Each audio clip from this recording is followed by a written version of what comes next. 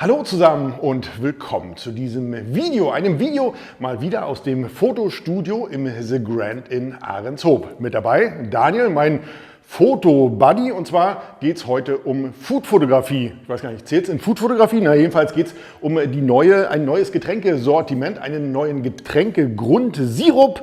Das Ganze alkoholhaltig für verschiedenste Mixgetränke vom The Grand. Das Ganze soll in den Online-Shop und das versuchen wir heute mal ein bisschen in Szene zu setzen.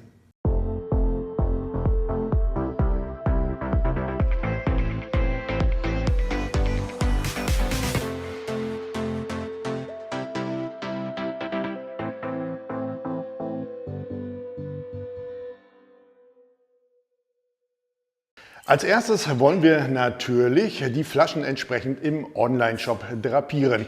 Dafür brauchen wir Bilder, die freigestellt sind. Das heißt, der ganze Online-Shop ist sehr minimalistisch gestaltet mit weißem Hintergrund. Jetzt will ich aber nicht groß nachbasteln, sondern ich möchte mein Foto gleich so fotografieren, dass ich auch einen freigestellten weißen Hintergrund habe und das Ganze dann bereits so in den Shop integrieren kann. Dafür haben wir einen ganz klassischen Aufbau gemacht. Wir haben eine Platte, eine weiße Platte, eine Plexiglasplatte, die leicht spiegelt. Das hat den Vorteil, dass wenn wir unser Getränk hier raufstellen, die Flasche, haben wir gleich eine leichte Spiegelung nach vorne. Ja, das kann man natürlich im Photoshop auch groß nacharbeiten, aber wir wollen ja so wenig wie möglich Aufwand haben.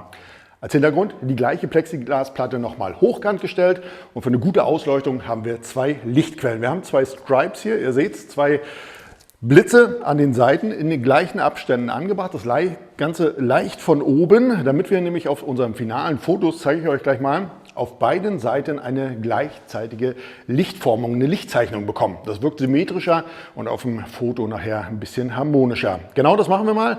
Wir drapieren die Flasche hier ziemlich in der Mitte. Die Blitzleistung habe ich schon eingestellt. Die kann natürlich variieren, je nachdem, was für einen Blitz ihr verwendet. Kameraeinstellung. Ich habe jetzt ein ISO 100 eingestellt, eine Blende 2.8, damit ich nämlich eine schöne Schärfe hier in der Tiefe auch noch auf der Flasche habe. Das heißt, mein Etikett, was sich ja so ein bisschen wölbt, das soll natürlich auch komplett gut lesbar sein und nicht zu den Rändern hin unscharf werden. Tja, ISO 100, Blende 2.8 und eine Hundertstel Verschlusszeit, denn die Flasche, die bleibt nämlich sehr geduldig da stehen zum Fotografieren. Und dann können wir unser erstes Foto machen. In dem Fall habe ich keinen Vorauslöser, bei einer Hundertstel brauchst du den auch nicht. Tja, und da haben wir hier unser erstes Foto und das Ganze schon so fotografiert, dass wir gar nicht mehr viel nacharbeiten müssen. Vielleicht nochmal den Weißabgleich ein kleines bisschen anpassen, aber im Grunde können wir das Foto schon so für den Online-Shop verwenden.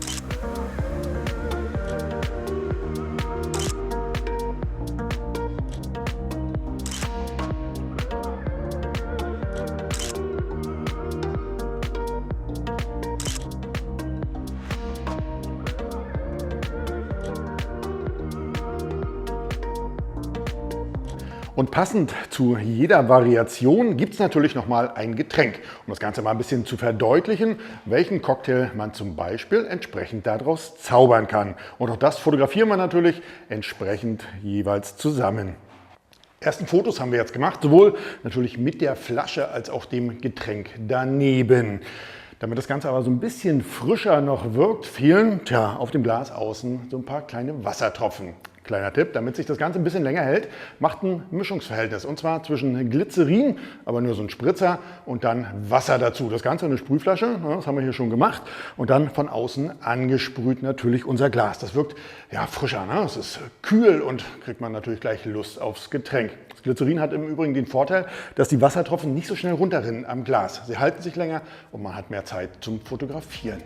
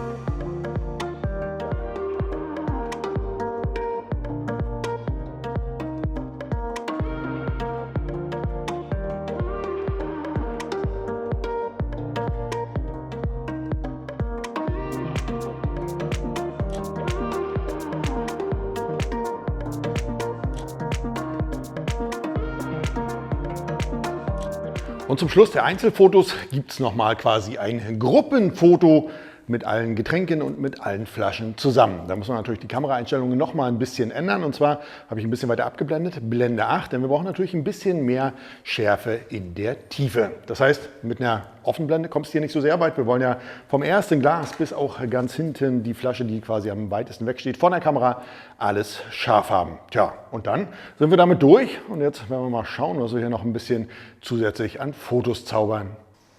Als nächstes verwenden wir jetzt mal unser Trockeneis. Und zwar verwenden wir es dazu, um entsprechend Nebel zu erzeugen. Das Ganze ist natürlich mit ein bisschen Vorsicht zu genießen. Minus 70 Grad hat Trockeneis.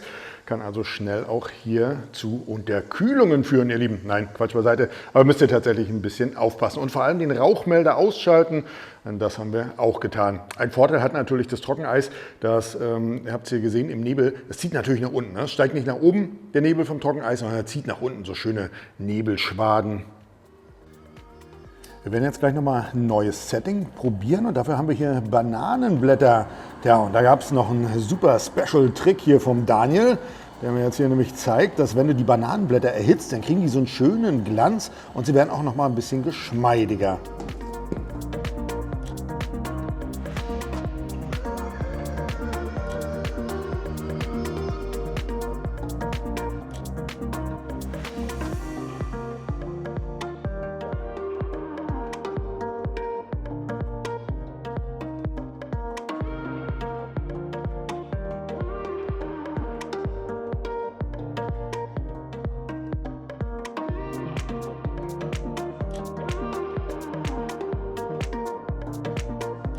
Ja, und zum Schluss haben wir es noch mal ein bisschen exotisch angehen lassen mit den Bananenblättern und farblich passend natürlich grün-rot noch hier ein Mixgetränk dazu. Das Ganze mit dem Nebel ein bisschen eingehaucht mit Trockeneis. Funktioniert wirklich gut, macht schon Spaß damit, auch mal ein bisschen rum zu experimentieren. Ja, Lieben, und so schnell ist ein Nachmittag rum. Das war es dann also auch schon wieder für unser Video. Aber wir kommen bestimmt noch mal wieder ins Instagram und machen noch mal ein paar tolle Fotos. Ja, Lieben, wenn euch der kleine Einblick hier mal in den kurzen Tages-Nachmittagsablauf in der Fotografie gefallen hat, lasst mir fürs Video gerne einen Daumen hoch da. Und wenn wir uns künftig in einem meiner neuen Videos wiedersehen wollen und ihr habt es noch nicht getan, dann abonniert doch gerne meinen Kanal. In diesem Sinne, bis dahin.